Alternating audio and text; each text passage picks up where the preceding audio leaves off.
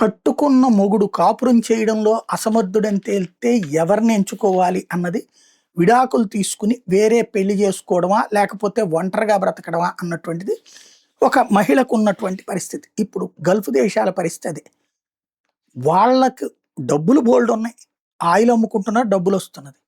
ఆ డబ్బుల్ని సక్రమంగా ఉంచుకోవాలంటే ముందు తమ రక్షణ తాము చూసుకోవాలి, మంచి సెక్యూరిటీ ఏర్పాటు చేసుకోవాలి, సైన్యాన్ని ఏర్పాటు చేసుకోవాలి. కానీ అసలు ఆ దిశగా ఇంతకాలం పట్టించుకోవాలి. ఎందుకంటే అమెరికా మేము చూసుకుంటాం,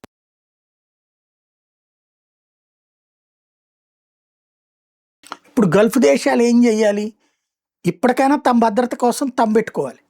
కానీ ఇప్పటికిప్పుడు ఎక్కడి నుంచి వస్తారు, వాళ్ళ దేశాల్లో పుట్టుకల సంఖ్య తక్కువ, 1.5% ఉంది.